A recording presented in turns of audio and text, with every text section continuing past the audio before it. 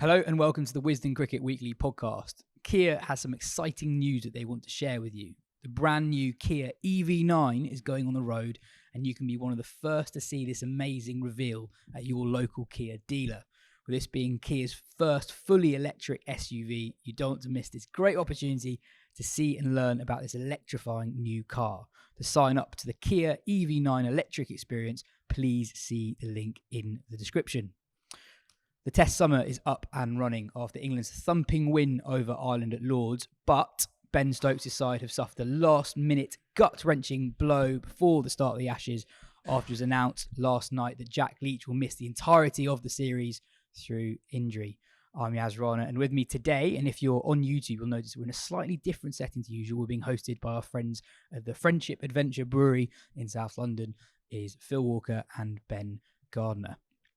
We've got not one but two classy left-handers joining us later in the show. We'll be hearing not only from Mark Butcher but Kumar Sangakkara on what England should do without Leach, as well as looking forward to the World Test Championship final. Martin writes in to say, it seems strange to say this, but in terms of squad balance and depth, is Jack Leach actually the least replaceable member of the England squad? Ben Stokes' captaincy might be the only thing that's less replaceable. Looking forward to seeing the radical ideas on the podcast this week. Phil, before we get into how England go about replacing him, it is just such horrible news for Leach. He's gone through so much from a health perspective, but also in terms of establishing himself in the team as well over the last 2 or 3 years. Yeah, it's a reminder of just how brutal this game can be, and in fact, how brutal sport can be. He just arrived, didn't he? Finally, he gave a really lovely interview a week or two ago talking about how he'd surprised himself to discover that his ceiling, as he imagined it as a cricketer, was actually much higher than he assumed it was. Stokes, as we know, has managed him brilliantly. And you've seen a player visibly, a man visibly grow to become an integral part of something which he didn't really recognise of himself until recently. He's been jinxed as well, you know, from knocking himself out last year on the first morning of the season. Obviously, the horrifying illnesses that he had during COVID in particular. Hardly played a game of cricket. He was stuck in a hotel room, very ill at one point. He's had a lifelong battle with Crohn's disease as well. And so to hear that on an emotional level of all of the cricketers in that squad, that's the saddest, without a shadow of a doubt. And we can come to the cricketing consequences of it now. But yeah, look, just on a personal level, anyone who's ever met the bloke, he's a lovely fella. He's self-effacing, but he's nobody's fool either. And he was really starting to blossom. But he seems to be fated to be dragged from the edge of acceptance and recognition in himself, and for him then to have to start again. You know, it's desperately, desperately harsh on the lad. All you can say is they go to India in a few months' time, and he'll be the central cog in Stokes' attack. So while it's horrifying, it's not a long-term thing. And another thing, just on the nature of stress fractures as well. It's kind of unusual to hear a spinner have a stress fracture, but you saw the way that he was bowling on the Saturday afternoon. He was clearly in discomfort. People thought he might be ill, but he wasn't really getting through his action. I think he bowled 8 overs for 50-odd, 56, I think it was. And what you're seeing is a problem now being dealt with. And if he'd muddled through the series, unable to fully get through his action because of the pain, then you'd have seen an imitation of him. But because he's a slow bowler, people wouldn't have necessarily known about it. So in some respects, while it's awful for the lad, it's better that it's happened now rather than him try and muddle through as only half the cricketer, because people would have been pointing the finger very quickly at him. So there is some crumb of comfort there. And as I say, India looms large for him. His story will continue from then on, hopefully. And Ben, we were saying that on day one, he actually bowled really, really well. I can see what Martin was saying in his email about him being very hard to replace, and that there just isn't and hasn't been a like-for-like replacement selected in England squads since Stokes took over the captaincy. I mean, a few stats on Leach. He's got 179 overs more than anyone else under Stokes. No one has more wickets. He has 3 5-wicket hauls under Stokes. No one's got more than one. In the county championship this year, he's the only England qualified spinner to take more than 10 wickets. England spinner to take more than 10 wickets. So he's obviously not easy to replace. Ben, on the cricketing consequences, how do you think England will go about it? How many missed calls do you think Moeen Ali had last night from Key, McCullum and Stokes? Well, yeah, this is the thing in terms of he is in his own way irreplaceable, because there just isn't, as you say, a like for like. And you obviously wrote a piece for the site yesterday listing some possible replacements, and you kind of came up with about like 14 names, but only because there's so many ways England could go, because it will take something of a rejigging of the side. There isn't somebody who can slot in and do what Leach does, and he has improved so much. Like, he averages about 30 in home tests, which for a spinner is excellent. He averages less than Lyon does in England. So that, yeah, there isn't a player they can just bring in who can just slot into the exact role. I suppose the closest to that would be Liam Dawson, I guess, but he doesn't bowl. His record is good over the last few years, but he doesn't bowl the same volume of overs that Leach has done, or that England might require him to do, especially if Stokes can't bowl.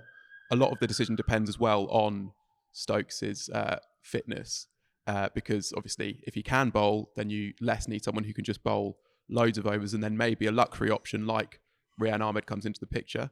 If Stokes can't bowl, then you need someone to just get through those overs, which is Dawson, or they kind of picked Will Jacks for that sort of role in Pakistan, even though he's not going to offer the same threat that Leach would. Or they could go with 4 seamers, at which point they've got lots of quicks in the squad, but you also wonder maybe if even a Sam Curran could come into it, because otherwise you have 3 right armers. Sam Curran is a left armer, adds something a little bit different, and England have struggled for variety against Australia before. The Moeen thing is obviously tantalising, and we all love Moeen, and he was incredibly underrated when he was an England cricketer. He could take wickets in conditions and with balls that very few other spinners could. Even if he was inconsistent, he had qualities there which have been kind of a match for England, like maybe Swan, but Moeen's best balls could rival, maybe even exceed Swan's best balls, I would say. So he was that good. The question is whether Moeen is at that level now, and I guess also mixed into that is whether, because he wasn't at that level towards the end of his Test career, does Stokes' captaincy significantly change that? Does that change the bowler that Moeen is, or is Moeen a bowler who had his peak in red ball cricket and then has gone away from that, played so much white ball cricket? We know how much he's a form cricketer. Are we kind of building up the idea of how good Moeen could be in his head when, in that series against India, for example, when he was an SOS call as well, he averaged nearly 50 with the ball, went at, I think, 3.5 and over. Is he that cricketer, and can Stokes get him to be that cricketer? I guess that'll be something that those two might hash out in a conversation, and it'll be depend on Moeen's willingness and also where they feel he can get to. But yeah, that would be the exciting pick, but I don't know if it's the way they will go. But they've always tempted to go for the exciting way. Phil, your team, Moeen. Oh, yeah, all right. So my order is Moeen Ali, and Moeen Ali, and Moeen Ali, and then a bit more daylight, and then Will Jacks, and then possibly, this is only if it's a spinner. It's a big question about whether it should be or not. Will Jacks, possibly Liam Dawson, possibly, and then Rehan Ahmed somewhere down the line. And if I've missed anyone else out, then I apologise for that. But to me, all roads lead to Moeen if Stokes looks into the whites of his eyes and he knows that he's up for it. And he might not be. He might feel like he simply has run his race in Test cricket. And as he said to McCullum, I think, in September, October last year, cheers, but I'm done. The big caveat to that was for an overseas tour. This is for a condensed 6 or 7 weeks with freedom to be with your family, to travel back and forth from home, to play on the golf course for most of your time, and then play a bit of cricket. If he's up for it, and what it will, my guess is what it will come down to, and obviously this is wild speculation, all of us, is does he think he can still perform? And the thing is, he doesn't have to perform every day. He doesn't even have to perform every week. But if he can change the direction of a game once, if he can influence an afternoon with a couple of ragging stunners against 4 of their 7 left-handers, even if he drags a few down and goes at 4 or 5 and over, that's not ideal, but it's very much in keeping with how the games are probably going to barrel and clatter along anyway. He said something to me, actually, last summer. It was last summer, and it was a conversation that he relayed to me that he'd had with Dhoni in the yellow of Chennai. And Dhoni said to him, and this, you remember last summer, there was loads of burble around Moeen potentially, riding back into the Where he side. unretired for a couple of minutes and then he retired again. Yeah, exactly. And he did an interview with me, but I was actually working with him as well at Headingley last year, and so he sort of spoke a bit to me off the record as well. And Dhoni said to him, "When your country comes calling, you don't say no." And that's an absolute quote. And that was on the record, by the way. I put that in an article. And obviously, that quote came right to the forefront when we were debating it last night on the WhatsApps. And straight away, I just thought of him. Straight away. Ben is right. Can he trust his action, his technique in the pressure cooker? Well, I would argue that if you're, say, looking at him or Will Jacks, I know this is a long answer, sorry. If you're looking at those two, then Will Jacks has hardly bowled all year anyway. He's a good, young, containing, defensive-minded off-spinner who could become a very good one, I think, in due course. Got good components, but he's not bowled at all this year. I would rather have somebody who has been doing it for 10 years than somebody who is younger, fresher, probably a bit more buoyant and optimistic, but who can't yet rely on 10 years of experience. You feel like Moeen has gone through so much in his career, he could pick up a red ball out of a box, close his eyes, and still get it ragging off the straight. He might also drag a few down, but then he always did. Yeah, I wanted to make the Moeen Leach comparison in terms of how they were treated by Root. And I think Stokes has managed the perception of how Leach has done really well by reinforcing the message that he's doing what the team is looking for him to do. Leach didn't get that under Root, and actually, at times, hasn't actually bowled that much better under Stokes, but it's been really clear that Stokes has valued what he's getting, and I wonder if Moeen would benefit from the same. And what makes this conversation interesting on a couple of levels is one, Leach doesn't really obviously fit into the type of cricket England are trying to play. And I'll be honest, I've not been entirely sure what Leach's role has been in home test matches. So he played a full part in 6 home tests last summer. In only 1 test did he take more than 3 wickets. And in only 2 tests did he take more than 1. He obviously had that amazing test at Headingley. But sometimes you just don't need to bowl very much in England as a spinner, especially if you have 4 fit seamers. And obviously the big question mark there is how fit is Ben Stokes. But I do wonder that, Liam Dawson is the like-for-like replacement if they're looking for that.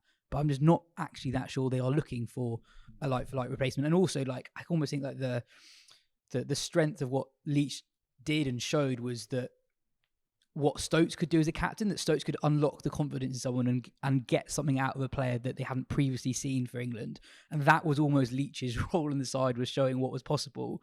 And he's done that now. And that impact that he had last year will remain in the Ashes, even though he's not there.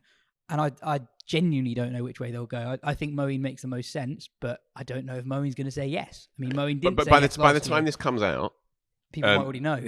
A, they may well already know, and B, Moeen may well, from what we know, we don't know anything. And tellingly, I haven't read any sort of journalist murmurs or Twitters around it either. So I reckon we'll know a lot more in 24 hours on this one. I don't mind it being Will Jacks, by the way, because if you are thinking that, firstly, the Aussies were going to come after Leach, and the equation is that Leach would take a few with him, and that was the faith that had been instilled in him. They'll come after Jacks, they'll come after Moeen, they'll come after whoever that 5th bowler is or that 4th bowler is. But if it is Jacks, he did a very good job, albeit obviously it's a different level completely, but he did a very good job last year and the year before for Surrey, bowling dry, supporting a rattlingly good seam attack, eating up a lot of the game. He didn't take many wickets. He averaged something like 40 odd, I think. I think it was around that. If not, you'd have to correct that. But he nonetheless did a good job. as the water carrier in an attack. I think he has the minerals to offer something like that if they go that way. The other thing about Moeen and or Jax, I mean, stick one of them at number 8. You know, I mean, that is mouthwatering. Obviously, Moeen had a terrible time of it in Australia, and was, you know, it was beaten up a little bit really by the quicks on those pitches. But all right, I'm grasping way back into the past here. But in 2015, you know, he had a good series against Australia. He made runs from number 7, 8. I think it was number 8, and he took wickets here and there as well. Also, Australia have 4 left-handers in the top 7. Now, all right, the flip side of that is they've got 3 right-handers in the top 7. But still, you would think that Moeen Ali, even when he's playing from memory, as a train rattles across us in the brewery, even when he's playing from memory, there's still a couple of deliveries that has got Travis Head's number, for example, right?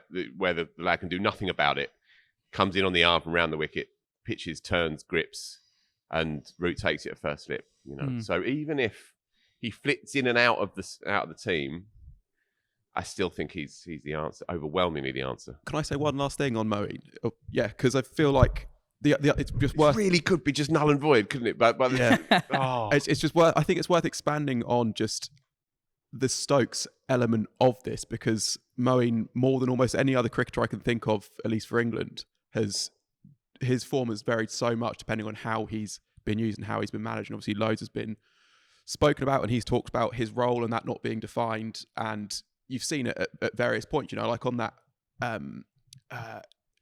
in that 2015 summer, obviously he was able to sort of attack a bit more, and when in 2018 in Sri Lanka, when he was just really able to properly attack, he was absolutely brilliant. And in against South Africa in 2016, when he was also in 2017, when he was the second spinner and he wasn't feeling like his role was to contain, those points he's been brilliant. And then other points when he has been forced into that role, say in that tour of Australia and that first test of the Ashes in 2019, that's when he's been so limited. And if there's anything that, you know, we know that Stokes will do, is that he will absolutely make clear what Moeen's role is and will make that role one that suits him down to it. So from that point of view, that's the thing that makes this most exciting, is to see Moeen Ali bowling under Ben Stokes' captaincy. And it's basically just, having played 2 years of essentially exclusively white ball cricket, can he still find those revs on that off break? And if he can do that, then I'd be very, very excited by it, essentially. Again, we're really in the guts of it all now, with a week and a half. So this is where it gets really juicy, I suppose. You know, the Stokes mystery around his knee continues to impact on this whole conversation, and will be a part of their conversations in the inner sanctum as well. If he can bowl, and he insists that he can, right? So those quotes after the Ireland game, he said he bowled for 20 minutes that morning. He feels good. He said he took that catch and he said it didn't look great, but it was just that it jarred a bit, and you know, he's don't worry hobbled about it. every single day he's played for England for the last 5 years. Sure. But it's out of character for him to say one thing when in his heart of hearts he knows that's not true. He's, you know, he's made a career out of looking you straight in the eye and giving it as it is. So I'd be, but that's the massive question. And that influences so much of this debate and this conversation.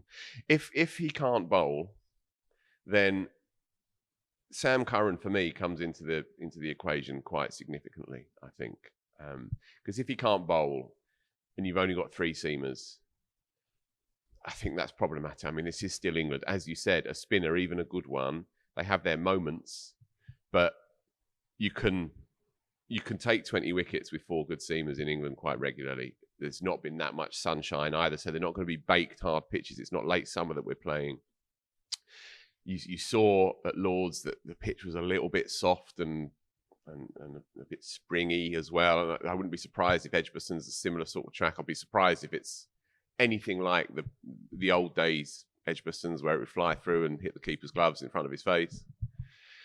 So, yeah, if Stokes says, look, hand on heart, I'm struggling a bit to get through the overs, then I think a 4-seam attack with Root doing bits and bobs here and there becomes quite persuasive. I also think on Edgbaston in particular, it saves them a decision, I guess, on Anderson, Broad, Robinson, Wood. You just play all of them. It's also been more than a decade since an English spinner took more than a twofer at Edgbaston.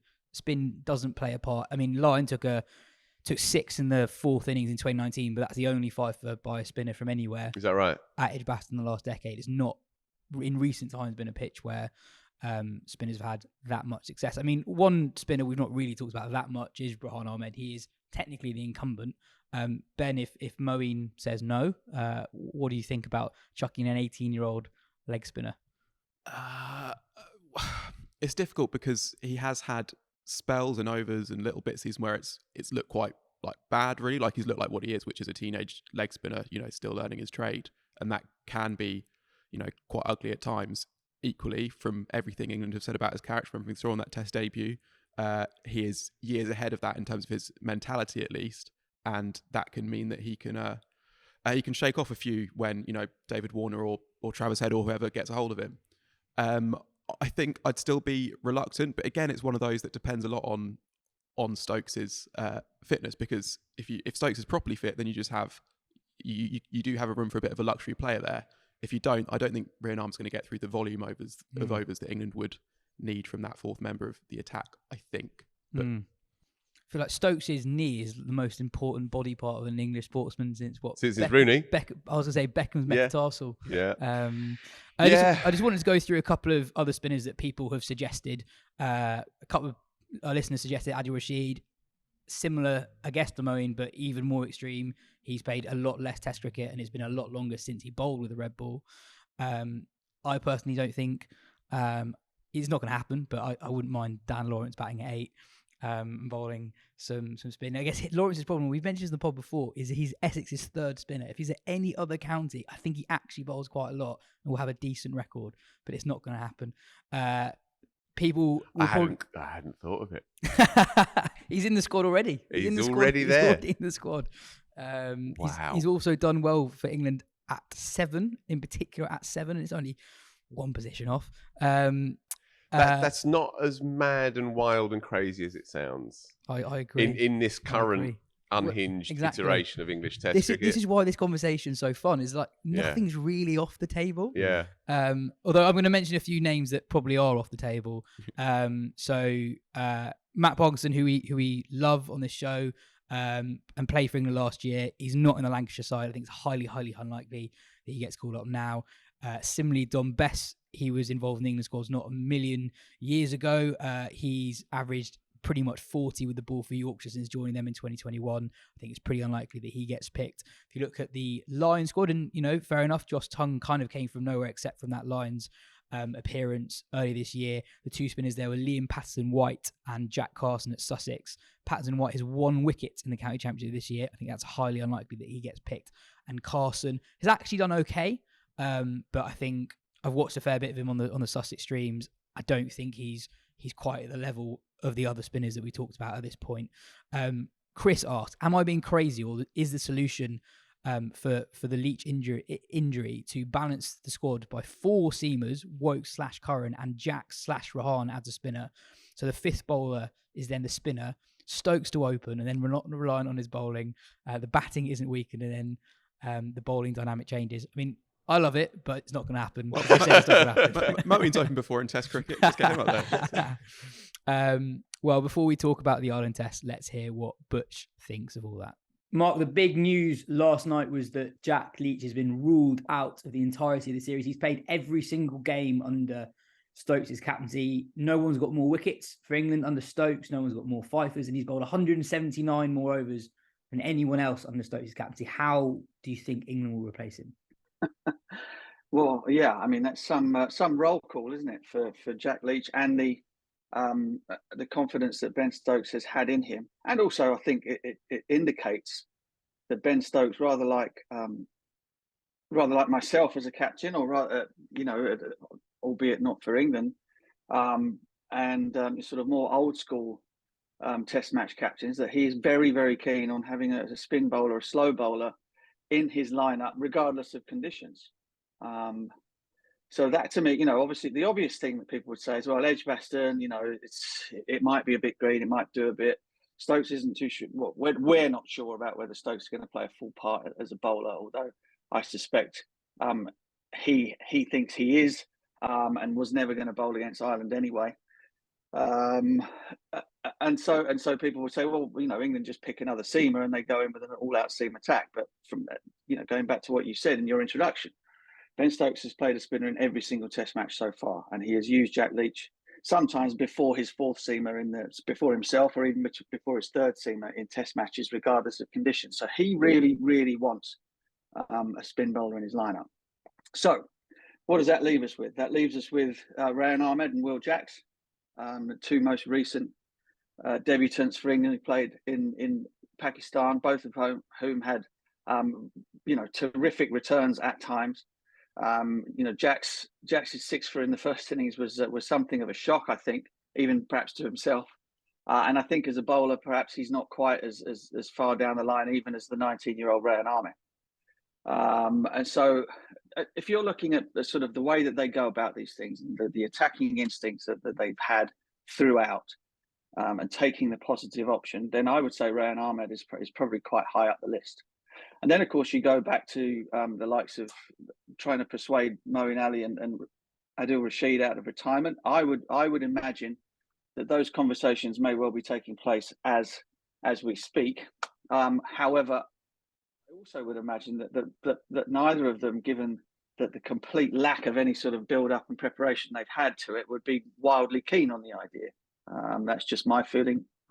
Other people may disagree. They may disagree themselves, but my feeling is at this moment in time that sort of that putting themselves under that sort of spotlight, given the reluctance they've had to be involved in red ball cricket over the last 3-4 years, would be something that they were possibly both balk at.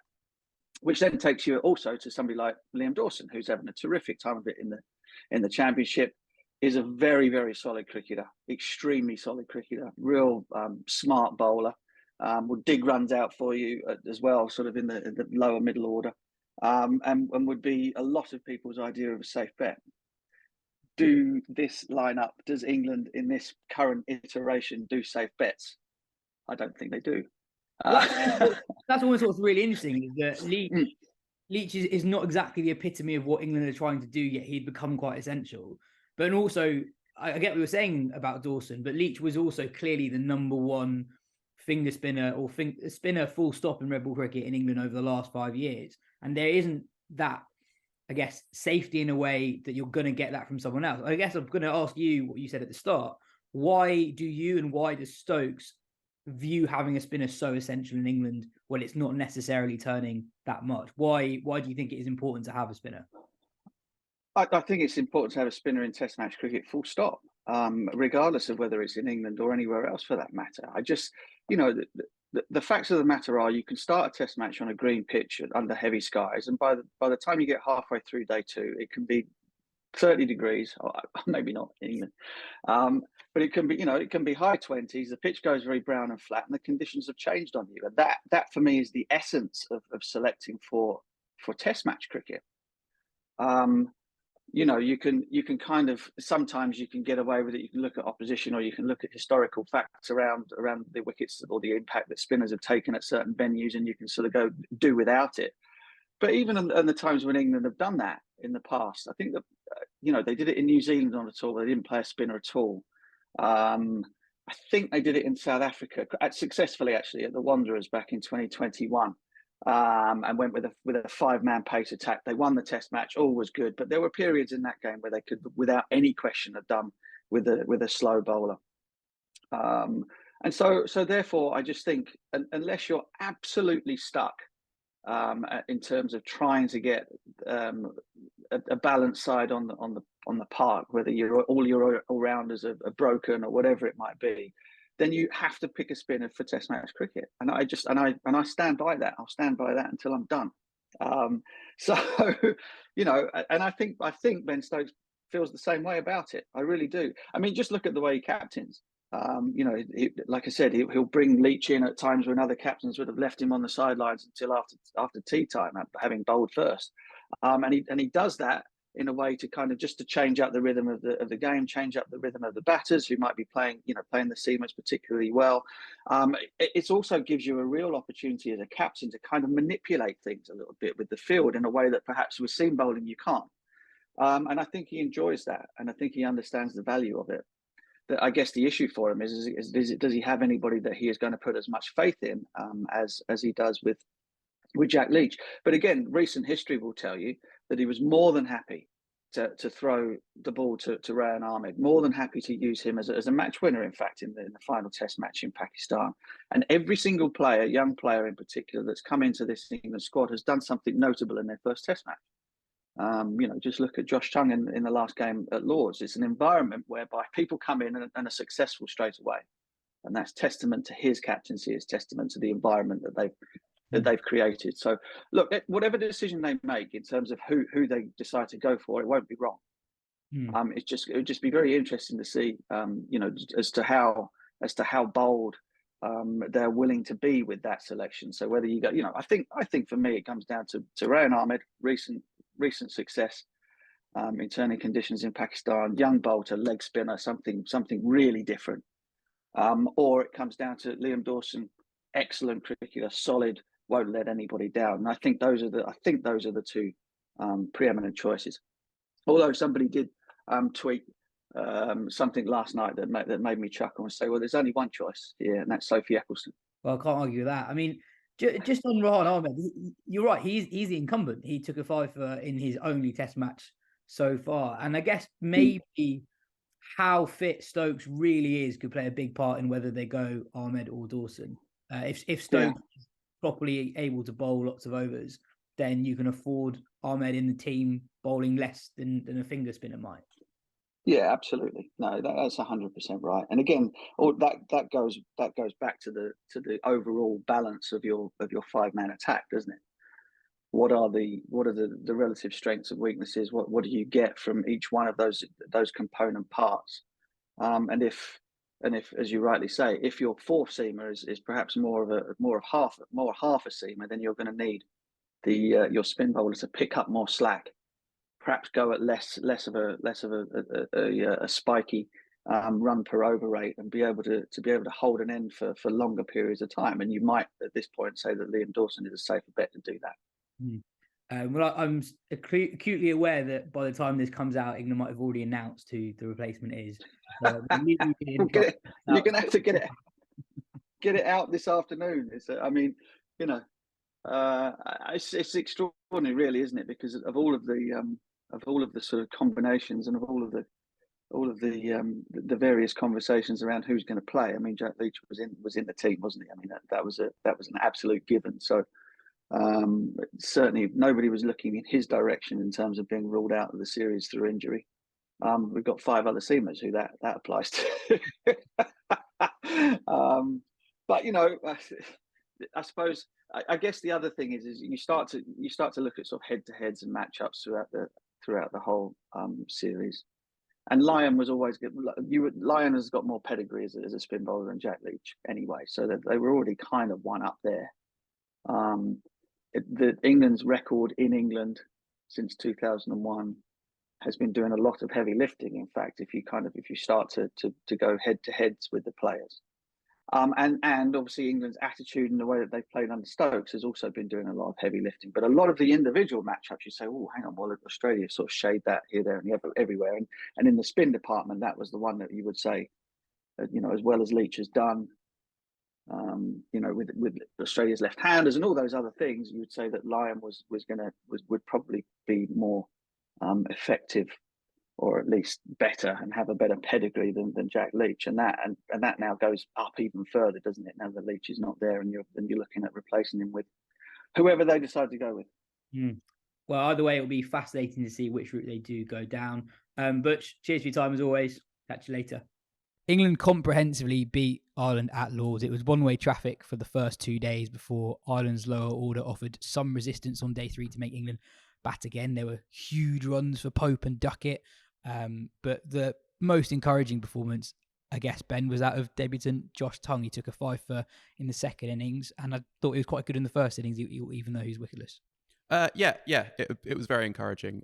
He reached a top speed, I think, of 91 miles an hour, which is quick. Not many bowlers, England bowlers, get to that. And sort of quicker than speed. I think we expected him to bowl as well. Yeah, that's true. And there was a noticeable difference in sort of intensity and feel when he came into the attack, based on bowlers whose paces Ireland was sort of more familiar with. Even though England had started well, it just felt like things just ramped up a little bit, and he got just more out of the surface than Potts and Broad, which was encouraging. He bowled lots of bouncers, and England clearly wanted to test him in that role. I would have kind of liked to see him also bowl just like a whole spell that was basically at the top of off, and see can he maintain that line and length for a period of time, because sometimes bowlers have to do that as well. I mean, Pat Cummins' average pace I think would be higher than Tongue's, and you would very, very rarely see him bowl a spell of just bouncers. He didn't bowl too many 4 balls in the first spell.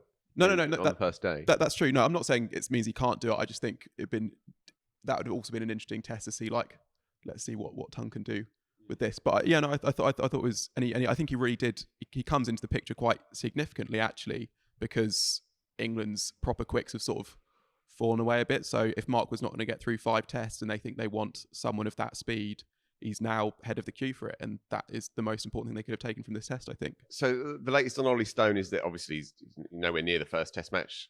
The second test match is an outside chance that he'll be fit for that. With I think he's out the second test. Is that confirmed?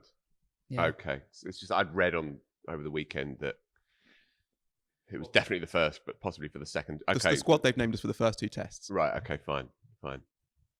So yeah, he does. He absolutely does. And good repeatable action, strong lad. There's a bit to like for sure. There's more than a bit to like. He probably slightly outshone Matty Potts, who's a really solid and reliable and repeatable kind of bowler, and you know that he's got a good ticker and all the rest of it. But he's not a huge manipulator of the cricket ball. He's accurate. But you feel like at that level, at the minute, he's probably in that second tier of useful reserves to bring in as and when, rather than somebody who's knocking the door down for a berth in the first team. Yeah, I thought Stokes. Just on Stokes was very specific in what he liked about Tongue. So he said that he liked his durability. He bowled several long spells where he sustained his pace, and he talked about his ability to bowl very different types of spells. And I think on that Potts Tongue comparison, if you rewind 12 months ago, Potts had that amazing start of the season to get into the England squad. But in terms of who England have rated for longer, it's Tongue by quite a long way. Potts was never involved in an England Lions squad. Tongue's been involved basically whenever he's been fit since 2017, 2018. Of course, he's had these major injury problems. But England have clearly identified something in Tongue a long time ago, whereas Potts, his elevation came through his own performance, sure, but also England had very, very few fit seamers at the start of last year, and obviously did well when he was selected.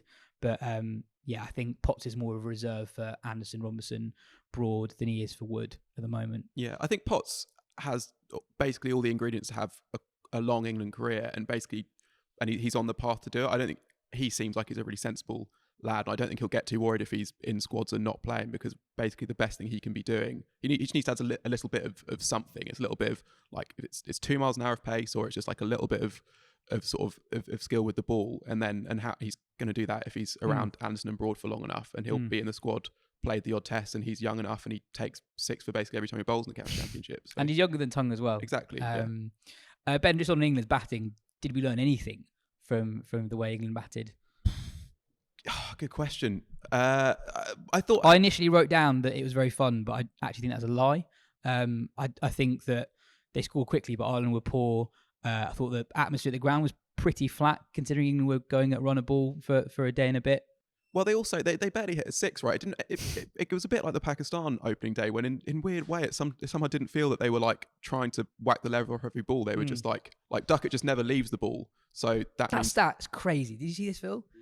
He's left the ball 8 times since he came into the side as an opener, facing well over 600 balls. Yeah, so he tries to he gets bat and ball every time, and he's got good timing, so he hits lots of 4s basically, especially against a limited attack that on a pitch that wasn't doing loads. We haven't done much on Duckett on this show, or if we have, it's been when I haven't been on it. He's a hard one to read, isn't he? He's opening in the Ashes for England. And he averages 47 in Test cricket. And he averages 47. He gets runs all the time for Notts. I think he was slightly besmirched by those early strange years as a slightly wayward young tyro, pouring pints over senior players' heads and getting out in slightly odd ways in foreign climes. And because he came into the side with a slightly quixotic technique in the first place and didn't have an obvious identity, I think it was possible for us to maybe just sideline it, forget about that story. He gave an interview to one of you lot last year saying, I have to bite my tongue all the time because there are people who have inferior records to me who are getting looked at and getting spoken about. Suddenly, out of nowhere, he's opening in the Ashes. Of the two, he's the most secure. That said, that Friday or whatever it was, or that Saturday, the Friday, Thursday, whatever, was his first knock, obviously, in England in a Test shirt. He played really well. Sure, it was a potato gun attack, but he played really, really well. That innings simultaneously gives England a lot of belief. Rattler goes over. There we go. It gives England a lot of belief and probably gives Australia a bit of belief as well, despite the fact that he strummed the runner ball 160, 70, whatever it was. Because if he is playing at everything, fair play to him. I like it. But Cummins will be looking at that particular stat, and there's caveats to it all. Of course there is. But it simultaneously gives a little bit of grist to both sides, I think. But look, he's a slightly mysterious cricketer, slightly enigmatic cricketer. He doesn't give many interviews. You don't get many sort of Sky camera crews going back to Ben Duckett's early years.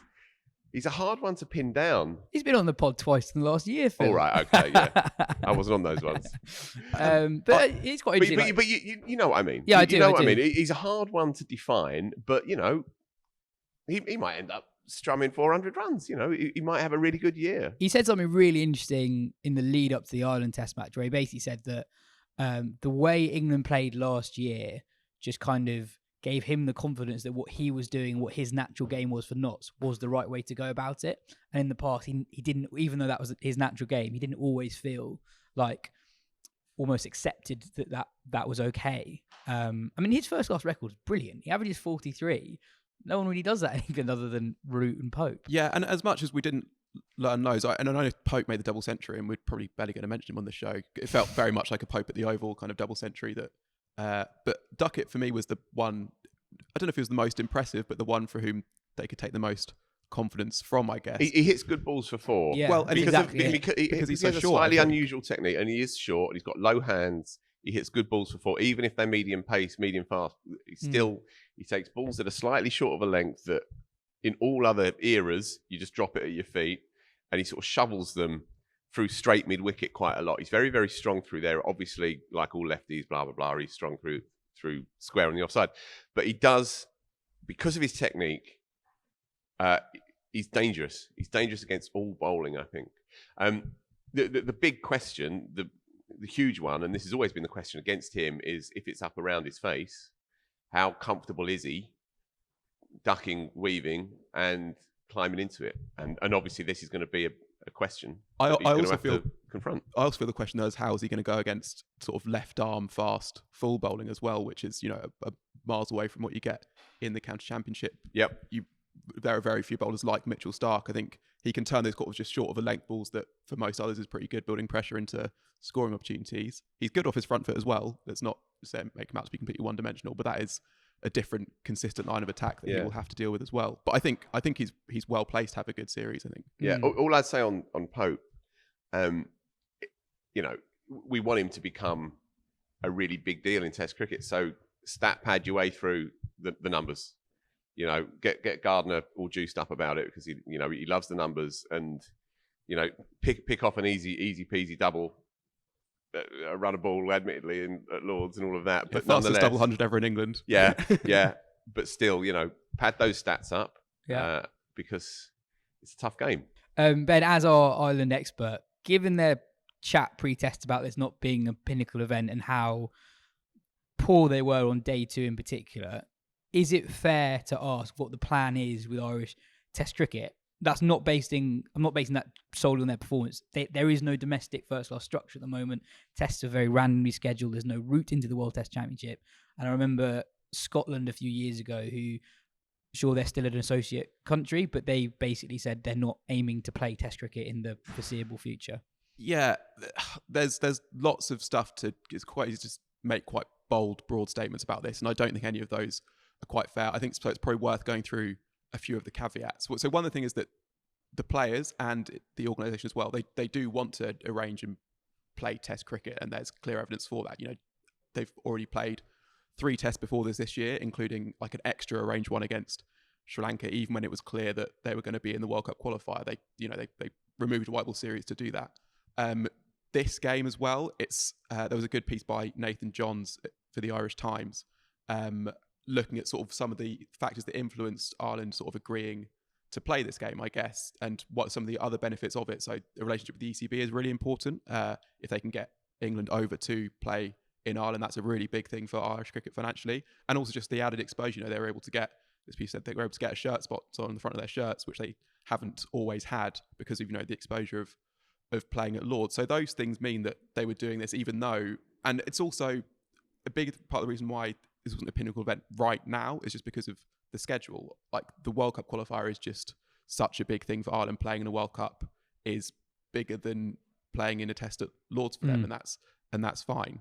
But then equally, yeah, there's not much of a route for them to start playing significantly more cricket than they are right now. There isn't really a route into the World Test Championship for them, considering that I think it's still based on world ranking, and you don't get a good world rank without getting to play lots of test matches, and you don't get to play test matches without being in the World Test Championship. There isn't the first class structure at home. There was before. It's kind of removed the pandemic and hasn't yet been restarted. And you can see as well just how talented lots of those players are and how quickly they learn on the job. You saw that on those tests they played in Sri Lanka and Bangladesh, when they struggled again in both tours at the beginning with the bat, and then just got better as each of them went on, as they did in this game. And when you put all that in, it's kind of almost a miracle that they actually managed to avoid an innings defeat, right? Like, I think we sort of thought when the first morning started going the way it did, when England started going the way it did, that they did, is this going to be a 2-day test match? And then all of a sudden it's not that far from getting into a fourth, and it's not, you know, an absolute hammering. The comparison that we made on day 2 was the Bangladesh Lord's Test match in 2005, which came at an almost identical point in their life as a full member nation. They got annihilated by much more than Ireland did here. They lost by an innings in 200. A young red-headed batsman made a big 100, I think. Pardon? A young red-headed batsman made a big 100. And England scored at a rate that was probably for the time even quicker than what England scored in this test match. Look at Bangladesh now, but the question we were asking was, are the tools there for a country like Ireland to develop in the same way that Bangladesh did in the late 2000s, early 2010s? I don't think the answer is yes. And what's even more worrying, I guess, in terms of growing Test cricket even beyond Ireland, is that below that, it's fallen away even more. Ireland, when they came into Test cricket, were like, you know, they did pretty well in that first test, especially against Pakistan, because they played lots of Intercontinental Cup cricket, which was a really hard-fought 4-day competition that the IC described as the path to Test cricket, that, you know, you had lots of associate nations playing. That doesn't exist anymore. Why? Do you know? I think funding and the ICC not being hugely fussed about it. I don't know if it's how involved the associates were in that decision, but given that the likes of Nepal, say, would be very keen to try and pursue Test cricket. I know for some associates it's not the right thing, but for some it very much is the dream still. And yet it's just something that has basically fallen by the wayside, along with lots of other ICC development initiatives. I read a piece in the Sunday Times on Sunday, went to a wedding and it was at the hotel. So I was reading it on the Sunday morning. And the piece written by an Irish writer whose name escapes me. Sorry about that. I'd never read him before, but it was an excellent summary of their predicament. But he did say that the proposed distribution model from the ICC actually will be bringing significantly more money into Irish cricket than was the case beforehand. And that there is some energy from those people receiving that money and making the decisions to direct some of that money towards regenerated first-class structure. As Ben said, there was one, which has now been all but eliminated. And so it all comes down to money again. Of course it does. It all comes down to that. But you watch that with interest, and it will come down in the end to how much, where those priorities lie, right? And perhaps that money can be used to give some sort of renewed energy to Irish red ball cricket, or possibly pragmatism will win the day. And those comments, the subtext of all of those comments in the build-up, some of which I did find a bit dispiriting, but the subtext of it is, you got to help us if you want us to stand up, if you want us to commit ourselves to this. How do you expect us to come and give one of the best teams in the world a proper good game in their backyard if we don't even play any of this stuff? You know, and it's hard to argue against that. Our Kia movement that inspires moment this week is that Kia is once again giving you the chance to win the best seats in the house for the Surrey Middlesex T20 Blast game on June the 22nd at the Kia Oval. You and 4 friends or family will get the opportunity to watch the match with legend of the game, Kumar Sangakkara. I can personally vouch for the fact that these really are the best seats in the house. I was there a couple of weeks ago. They are so close to the action. You're sheltered from the sun. There's a well-stocked fridge. Pretty much all you can ask for. So for the T20 game, you get a full VIP experience, which includes food and drink, a tour of the Kia Oval, and you get to watch the match, as I said, from the edge of the pitch. So hold on. So you watched one from there, did you? Yeah, so I was... You're living the dream. You got offered a couple of tickets for the WTC final as well. My God. You're going to the World Test Championship final as well. But I'm grafting.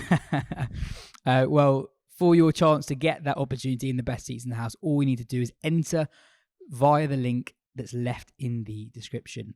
Next up, we're joined by a very special guest, Kumar Sangakkara. We are delighted to be joined by Kumar Sangakkara. Kumar, great to have you with us. In the last few weeks, we've had a lot of Australian voices, a lot of English voices on the show, recently building up to the Ashes. As a neutral, how do you see it? Thank you, Yas, for having me. Yes, it's all excitement when it comes to the iconic series. And I think it's been two sides that are coming together with quite different philosophies in terms of how England's playing their cricket now. Unfortunate yesterday on ESPN to hear that Jack Leach has been ruled out with a stress fracture. Josh Tongue was quite impressive in the test against Ireland. And England are definitely going to double down on their new approach and really try to play this aggressive brand of cricket to really upend Australia and really come at them quite hard. Of course, Ben Stokes' bowling is going to be absolutely crucial for them. The ability for him to bowl a few overs. He does an enforcer's role at times. He's very, very skillful. So apart from his brilliant captaincy, that's going to be absolutely crucial for England. And of course, the openers, Ben Duckett, Zach Crawley, how they are going to go. And then, of course, who the replacement is going to be for Jack Leach, if any. For Australia, I think they're going to play the traditional brand of tough attritional cricket. They won't be taking any prisoners in terms of their verbals or in the manner they will try to counteract the English approach. I don't think that, or I think that they will really try hard to be disciplined so as not to get carried away with the way England play and then try and copy them or try and match that. They will probably concentrate more on the brand of cricket that they play that's been successful for them. But it's going to be a fascinating contest. If the weather holds, I think there'll be results in every single game. I would probably give a slight edge to Australia, maybe a 3-2 to Australia at the moment. But I'll never count England out, especially they play a brand of cricket that can really upset a side, any opposition really. If you have a lax couple of sessions, you could well be 300 runs behind England in the blink of an eye almost in terms of Test cricket. So it's going to be a fascinating series, and I'm quite excited to see how it plays out. What do you make of that brand of cricket that England are playing? I think you make a good point. A common factor in Test matches last summer in England was that teams had weird third innings against England, because the way England were playing kind of scrambled their minds a little bit, and teams did weird things against England. England had 1 win in 17 before Stokes took over, and now it's 11 wins in 13. What have you made of the way England have tried to play the game in a way that's just really quite different to how England have played in the past? Yeah, I think number one, they have a pool of very skilled players to select from now, a very deep and a broad pool of players with points of difference that both McCullum and Stokes have kind of selected from to build a side that basically adheres to a very aggressive, free-flowing form of cricket. They're not looking for technical soundness. They're not looking for traditional test cricketers. Even the traditional test cricketers within the setup, like a Joe Root, has really picked up the intensity and really committed to the new approach, where it's all about the side, less about the individual, more about entertaining, attacking all the time. Even in their bowling, I think they are quite still, they have the traditional foundation, but upon which they are unafraid, especially with Stokes, to bring in spin really early, to trust their main cricketers to do the job that's required of them, change field settings, have set plays for certain numbers of overs, where they kind of chop and change, but with a very, very clear purpose and plan. So it's worked wonderfully for them, and this new aggression and this new free-flowing form of cricket has been really good for them. So I think it's wonderful for Test cricket. It's been brilliant for English cricket, and all the players seem to thrive under it. Ben Stokes said, I think the interview was recorded during the IPL, but it was an interview with Nasser Hussain that only came out last week. He said that a young Alistair Cook or a Jonathan Trott might not find their way into the England team because of the way England are currently playing. Alistair Cook scored 12,000 Test runs. What do you think when you hear a comment like that? Yeah, I think it just depends on what the philosophy of the side is, and anyone who comes in has to fit into that philosophy, and that's the long and short of it. So anyone who had a traditional approach, a more conservative approach that played long innings and built their innings around it, probably might not be the ideal fit. So it is the requirement of the time that sides look to, and the requirement of England now under Stokes is very different from what it was before. Before we get to the Ashes, there's the small matter of the World Test Championship final at the Kia Oval. You talked a little bit about Australia. How do you see that game going? India obviously missing a couple of really key players in Jasprit Bumrah and Rishabh Pant. I think India still has a huge amount of depth. Players, only thing is they're coming out of a very long IPL. How is that adjustment going to be? Are they going to play a spinning all-rounder or go more with pace with just a sole spinner? Are they going to choose Kishan or Bharat? Which one of them will they go for? A few decisions for them to make. The form of Rohit Sharma in the IPL wasn't great. How is he going to adjust to this as captain? So a few questions for them, but at the same time, they take their Test cricket very seriously. They've had 2 really great years or more in Test cricket. They know what they're about, and under Dravid and Sharma, they've really found a new dimension in terms of their Test cricket. For Australia, it's a great run up to the Ashes. Although they'll be taking this as the final of the World Test Championship, they will try and take their thoughts away from what's to come a week or 10 days down the line, and they will concentrate on trying to beat India. And they will play the brand of cricket that's been successful. They've got, again, very good depth. The questions around Warner still abound. Does he still have the same hunger as before? How does he fit in? He's been talking about retirement in 2024. Is that noise going to distract Australia in terms of how they want to set up? The oval pitch is ideal for both sides, whatever combinations they play. And the Australians will look to having a really good first outing in England in a highly competitive environment. And finally, I just wanted to ask you about Yashasvi Jaiswal. He's with India as a reserve member of their squad, but you've worked with him at the IPL. A lot of our English listeners who might not watch the IPL might have heard about him, but they might not have seen him. Just how special a talent is he?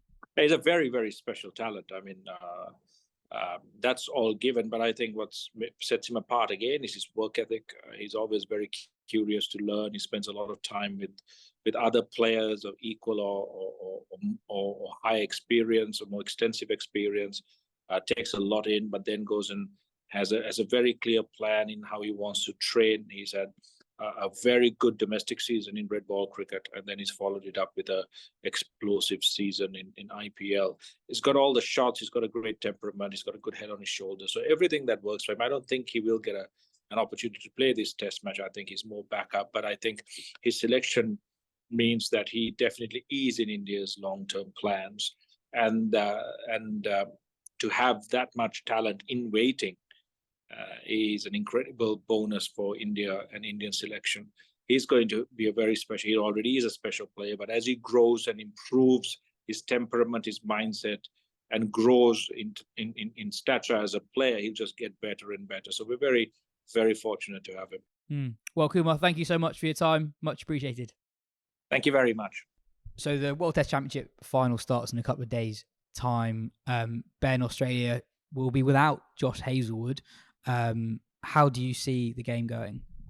I'd make Australia reasonably strong favourites. I would do that even if India weren't missing Jasprit Bumrah and Rishabh Pant, but they are, and those are two massive misses, especially in away tests. I mean, Bumrah's been, maybe their best ever fast bowler, even though he's not played a huge amount of Test cricket, and Pant has done things, especially away from home, that no other wicketkeeper batsman in Test history has actually. And we saw how brilliant he was in that Test last summer, even though England ended up winning it, and that is a massive, massive miss. I kind of think the one wild card in all this is Shubman Gill, who obviously is in like the best form almost anyone has ever been in, and he is on his way to complete world domination.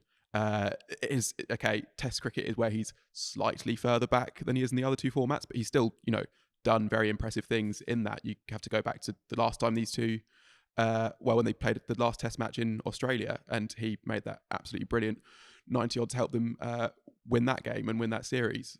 So he is at some point going to just start scoring massive hundreds against everyone wherever he is in the world, and that might start this week. And if it does, then India have a very, very good chance. If it doesn't, then even without Hazlewood, Scott Boland comes in. Fancy he could be really, really handy with the Dukes ball in these sorts of conditions. You've got Cummins and Stark. You've got a team that's there, I think, primed, to have their last kind of assault on a properly statement patch of time, which they actually haven't had. They have won, we talked about this last week, but they've won one series away from home as a unit, essentially. And after this summer, they play, do you know this, Phil? After summer, they play 6 away tests in a 3-year period, which is not great. It's far from great. Defining. It's far from great, to say the least. The big selection debate for India. Sorry. Is Hazlewood not playing this week, but will be playing next week? He's not been ruled out of Edgbaston. But it's been a sort of long-running thing that's slightly more than a nibble, basically. Yeah. So we don't know if he'll be fit next week. Yeah. Phil, the big selection debate for India, in my opinion, ridiculously, is Ashwin versus Shardul Thakur. Thakur went at 6s last time he played in England. Ashwin's played 1 test in England out of India's last 7. He's actually also got a pretty good record in England. He's got a good record against Australia in Australia and in India. But apparently that's the big selection debate. And the way India have gone recently, you wouldn't be surprised at all if Shardul Thakur plays ahead of Ravichandran Ashwin, the spinner of his generation. Well, he wasn't man of the match at the Oval, but he should have been or could have been against England 2 years ago. I think Rohit got it for his brilliant 120 odd, but Shardul Thakur influenced the game with the ball and the bat. And as I was going to say, smashed a 30 ball 50. I think he might have made runs as well in the second innings, possibly, although it might be no, bollocks. He did. He did. Okay, right. Yeah, I'd play Ashwin. Definitely I'd play Ashwin. But I'd play Ashwin and possibly Thakur somehow or whatever. But you think that Ashwin in a game of this sort of magnitude is an absolute stick-on. Yeah. But then, this is England and all of that. So who can say? I have a feeling for India in this, for what it's worth. Nothing more than a sort of vibes feeling. I can't really articulate it. Not really, even really interested in doing so. It's just going to be an amazing spectacle. The atmosphere is going to be amazing. The weather's good. It's a total sellout. It's going to be, just rambunctiously loud all day long. This is as big a cricket match as Virat Kohli's ever played. and he's played in some World Cup finals, and he's played in quite a lot of other big games. The way that he will be thinking about it, this is his moment to shut everybody up about his Test story in the last couple of years, to beat the best team in the world, the team that he always seems to play well against, certainly outside of India in particular. And these are the kinds of games that the great players are made for. I just cannot wait. I can't wait for a game of cricket where I'm not invested in who wins or loses, but I want the game to win, and I think it will. And I think it will be spectacular. I'm genuinely buzzing for this one. My man Rahane in at 5, confirmed in at 5. So that makes it's a crazily beautiful top 5, guys. Gill, Sharma, Shea Pujara, who's not pretty but great. Virat, Rahane. I mean, stop the world, really. Stop the clocks. You know, turn off the telephone. Look at those. Look at that top 5. And so I just can't wait for it. Really can't wait for it. And the last World Championship final, it was a bit of an odd spectacle in that there was all the rain. They had to add a 6th day just to get a result.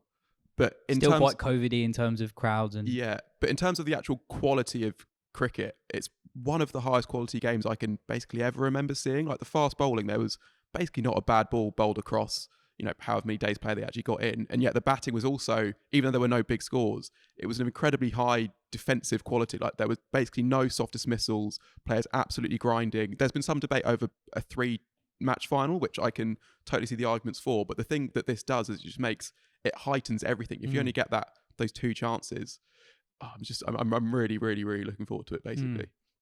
Before we continue, a quick chat with Gullivers Travel, who will tell you all about what it's like to be on one of their tours. I'm now joined by Melissa from Gullivers. Melissa, tell us about yourself. What's your role at Gullivers? How long have you worked there? So I have worked at Gullivers for coming up 7 years now. It will be 7 years in August. And I work in the sales team. And what makes a Gullivers cricket tour different to other tours? So we're really an escorted tour company. Literally from the day you even inquire with us, we will be at your every beck and call. If you have any questions, we'll be able to help answer those. Our tours are very much, especially for the cricket side of things, a group tour. You have a tour manager with you. You work with us from, as I say, from the day you inquire, right through to the end of the trip. So as soon as you kind of touch down back in London, if it's London that you're traveling to, then you then go off from there. But you're with the group. We have excursions, welcome drinks, group dinners, sunset drinks as well, especially in the Caribbean with our upcoming tour to the West Indies.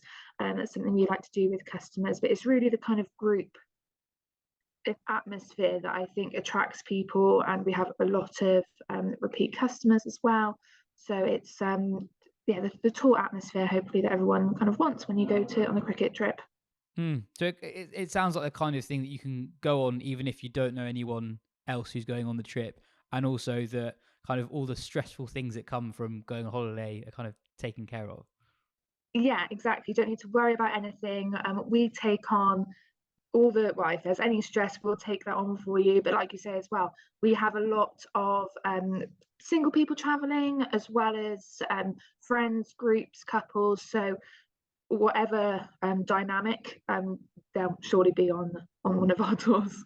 Do you have any favourite memories from tours you've been on in the past? So I was lucky enough to go to Barbados last year for the T20s. Whilst it was a COVID trip, if you like, there were certain aspects that we weren't able to do as we usually do on a trip. Like the stadium, or the cricket ground, was only 50% full. Although, I mean, the Barbadians, they brought the atmosphere with them. It was really, really great. So the cricket atmosphere, for one, is definitely a highlight for me, being in Barbados.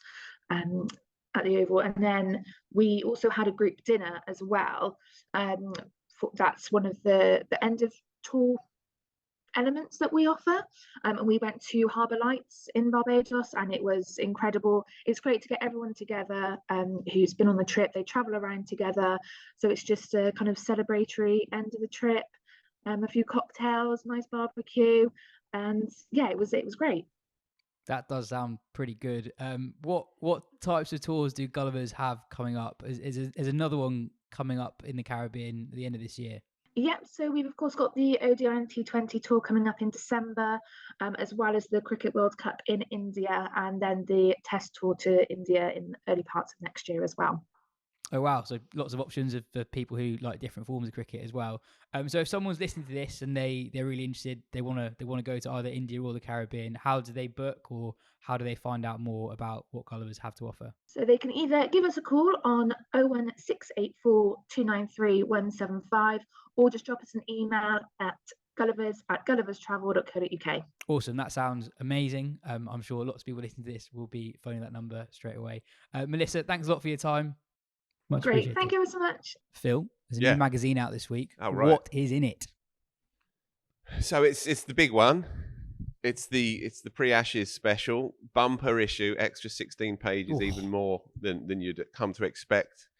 It's a beautiful Baroque style front cover.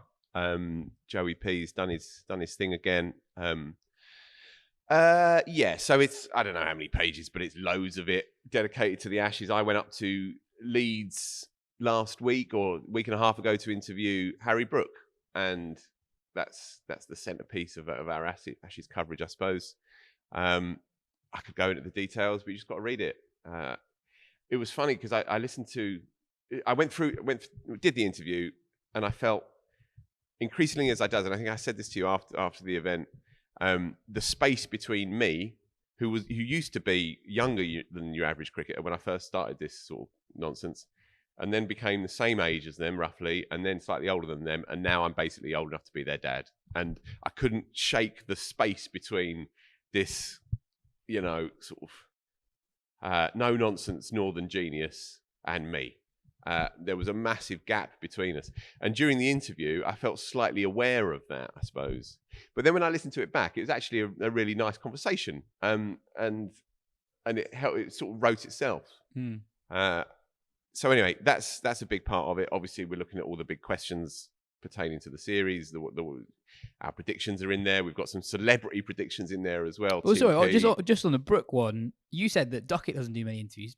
Since Brook became a superstar, he's not done many interviews. No, so he doesn't. Definitely worth they I'm not saying they guard him, but he's right in the eye of the storm at the moment, in that he's as hot a ticket as any other cricketer, any other male cricketer in the world. And he's being pulled here, there and everywhere. And in the guts of it is this lad who's 24, I think. And he's like in the vanguard of this sort of hurtling change in the game, but also hurtling change in his own life. An overnight millionaire. People now, middle-aged men basically, pulling him around the place all the time, needing a bit of this, trying to take a bit of flesh here, and in the midst of it is this young kid, preternaturally talented. When I asked him, how do you cope with this, with the goldfish bowl element? He said, well, it probably suggests that I'm doing something quite good. If I wasn't, then you wouldn't be here, would you? And it's a very good response. But I said, what about the Ashes then? Come on, it's all very well scoring runs against X, Y, and Z, but he said it's just another game of cricket. And I sort of burst out laughing. I said, come on, don't bullshit me. Really? He said, it's just another game of cricket. He's got to hurl a load of leather at me, and I've got a bit of wood in my hand. I've got to try and stop it. And, it sounds almost too cute. But then when you look at the way that he plays and how weirdly unaffected he is by the maelstrom around him, it does fit. Anyway, that's Brook. The Women's Ashes is covered as well. Definitively, Joe spoke about his time with Heather Knight. So that forms the basis of that piece as well. We have a particularly brilliant essay from Jeff Lemon, who, again, I think I might have mentioned this the other week, but anyway, just very, very briefly then, Jeff's a superb Australian writer. He's the one that I go to if you're looking for something discursive, offbeat, meditative, if you like. And I threw him a sort of characteristically vague brief And him being him, he got it. He sort of picked it up and he wrote something truly, truly magnificent. I'm going to stick it online so it can be read in due course, but not for a little while yet. So if you want to read something written by somebody who's a little bit different, then go and pick this magazine up. You can pre-order it now via wisden.com, and it's out properly in the shops from Wednesday. This was my attempt. Feature idea, blah, blah, blah. Hard to summarise because it's vague and unformed. Might be total bollocks, but here goes. The Australian cricket team, 2023, in the anti-everything age, anti-woke, anti-immigration, anti-climate awareness, anti-international cricket, with a sprawling bunch of archetypes of modern Australian life, Cummins, Khawaja, Warner, Boland, etc., chaotically arranged around the possibly outmoded signifiers of baggy greens, urns, and machismo. Backdrop, a collapsing international game. Subtext, Australia's cricket team as possibly fading symbol of a national culture. In short, what's going on inside that room of theirs? What does the Australian cricket team mean in 2023? How many words did you give him? 1,500. And I'm not telling you how much money we paid him either. Anyway, that's in there. And equally brilliant piece of writing from Matt Roller. Unforgivably bright, unforgivably talented. And he spent a month or so in the IPL. And he wrote a very, very nuanced and considered piece, not just about the mission creep of the IPL, the consequences of the IPL, the scale of the IPL. And he very cleverly avoided sounding like a tub thumper for it. I said to him beforehand, look, you might be in the prime of your life, full of vim and vigor and having a lovely time of it, but bear in mind that there's a lot of people who are rather scared of this thing as well. And he navigated that sort of route very, very stylishly. He never wastes a word whenever he writes for us. So that's very good indeed. Joe Harmon, who is at times even as weary as me, said to me, this is the best one we've ever done.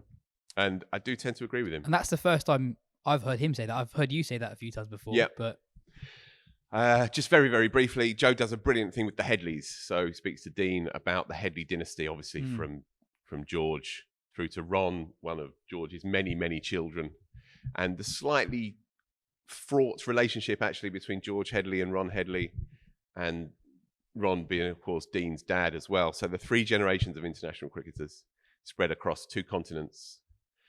Really, really brilliantly done. Joe does that so well. Another West Indian, Fiddle Edwards, talks about the net that changed his life. Lara saw him. The rest was history. And I went around the briar and bramble, if you like, of the bat making industry, through, clambering through the thickets of that, how bats are made, where they're made, how they're sold, companies that do anything to survive. It was quite an eye-opening thing actually to go ahead and do, and it's not a subject that really gets spoken about that much, but there are these vast organizations outside the eye line without whom there wouldn't be a game, but who nobody really knows anything about. So I quite enjoyed putting that together. Gardner defended Ben Stokes, his one true love, across 750 odd words. Mel Farrell speaks to the four knights of Antigua, Roberts, Ambrose, Richardson, Richards, about the future of West Indian cricket, the here and now of West Indian cricket. She does that brilliantly. Obviously, look, Lawrence Booth, Andrew Miller. We've got a lot of good stuff in this one, even more so, dare I say, than ever before. We got my column on how the twos are getting on this season. Yeah, and your column on your ever struggling Saturday team. Against whom a 15-year-old took 7 for 7 on Saturday. I was gonna mention that actually. I bet you were. We were playing against Stoke, Davenant twos, and their spinner, who can't have been more than 15, called Ben Choi, took 7 for 7 against us. I was his 7th victim, but I was caught long on, so I don't think there's quite the same sense of moral defeat that I felt afterwards in some of my teammates. But very well bowled. You said this beforehand. I don't follow that. I don't see that logic. It just looks like a sort of brainless collapse on your part. Yes. Well, no, we were 82 for 9, chasing 272. So you just clothed one up to long on. It's and a I- surrender. It's and a I- white flag. I wouldn't have fun. There were 25 You're right, overs left. Stokes. There were 25 overs left. We weren't going to get the draw, and I said to the number 11 at the other end, "You've probably faced your last ball in this game." Went for what a huge swipe. First ball, missed it. It missed the stumps as well. Second ball, I actually connected with it pretty well, but I hit it towards the longest boundary, which was unwise. I don't quite have the shot control to target the short boundary. Yeah. Right. But yeah, I mean, I'm making it about me, but it's more about young Ben Joy took 7 for 7. Yeah. 7 for 7. What's he up to next week? There's a spot in the England team going. So. Left armour as well, you say? Yeah, left arm. Oh, yeah, well. yeah. There we Sorry. go. Light for light replacement. Just going to finish the show with another warm, fuzzy email. This is from Ben, who said, "Hi team, I first started playing cricket about 6 years ago as a 22-year-old, having never picked up a bat or ball in my life, despite being cricket obsessed since a young age after falling in love with the game during the 2005 Ashes at the age of 10. I play for a very small club, Wilton, just outside Salisbury, with very few players or facilities, so I've had no coaching over the years beyond helpful advice from teammates and very few chances to get in the nets to practice. We scrape together 8 or 9 players most weeks, and we're doing well to even survive. Last week, I took my first ever wicket. Get in. After years of barely contributing with bat or ball, and I just wanted to share this. What a feeling. I've been a long-term listener to the pod, and I look forward to it every week, and I also love the magazine. Thanks for all the chat on the beautiful game, the real beautiful game. Keep it up. Can't wait for the Ashes coverage. Ben, that is amazing. That's lovely. I can only imagine what that would have felt like. As always, you can get in touch at podcast@wisden.com. We've always got great emails coming in, but I think the last few weeks in particular, we've had some really, really great emails come in. That is all for today's show. Cheers, Phil. Cheers, Ben. And thanks to Friendship Adventure for having us. We'll be back this time next week after the World Test Championship final. Hi, I'm here at the Kia Oval today, and I want to tell you about this fantastic opportunity. So if you are aged between 11 and 16 and you love cricket, Kia are offering you the chance to train and play at this famous ground on the 23rd of September. You'll be coached by world-class cricket players, including Kumar Sangakkara. You'll get a morning net session followed by a mini tournament on the Kia Oval Green. Throughout my life, cricket has been amazing for me and given me so many opportunities. So again, if you're aged between 11 and 16 and you want to take part, please enter now.